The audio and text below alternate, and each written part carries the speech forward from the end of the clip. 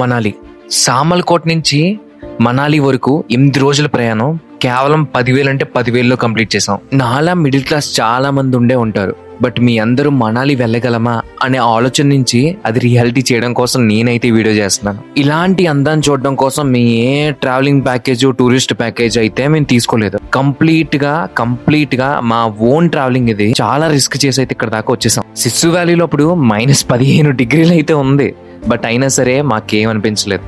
How to explore Manali in a safe economical బడ్జెట్లో మేము చూపించబోతున్నాం.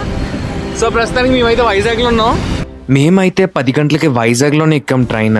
అదైతే ఆంధ్రప్రదేశ్ ఎక్స్ప్రెస్. నాకు ఇప్పటికీ గుర్తుంది, అదైతే February 11th అయితే బయలుదేరాం మేము.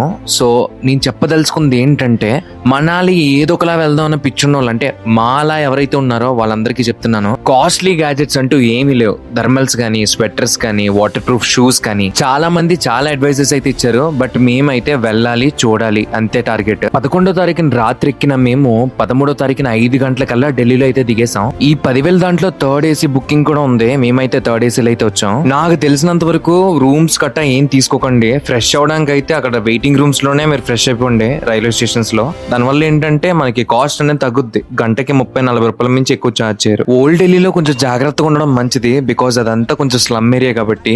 ఆటో వాళ్ళ విషయం మాత్రం మీరు చాలా జాగ్రత్త పడాలి. ర్యాపిడో బుక్ చేసుకోండి మీకు వీలైనంత వరకు. మేమైతే స్కూటీ అయితే తీసుకున్నాం. ఇదైతే 500 రూపీస్ పడుతుంది. 200 రూపీస్ పెట్రోల్ వేసామంటే ఢిల్లీ అంతా తిరిగేచ్చు. లగేజ్ మనోడి దగ్గరే పెట్టేసి మేమైతే Indian gate, red fort, Jantar Mantar, ఇంకా లోకల్ మార్కెట్స్ ఉంటాయి కదా, చాందినీ చౌక్ అని, మోనిస్ట్రీ స్ట్రీట్ అని, అన్ని లోకల్ మార్కెట్స్ అన్ని అయితే చూసేసాం. ఫుడ్ తినాలంటే జమా మసీద్ దగ్గర ఒక స్ట్రీట్ అయితే ఉంటుంది, అక్కడైతే ఫుడ్ ట్రై చేయండి. రుమాల్ రోటీ విత్ చికెన్ కోర్మా అయితే డెడ్లీ కాంబినేషన్.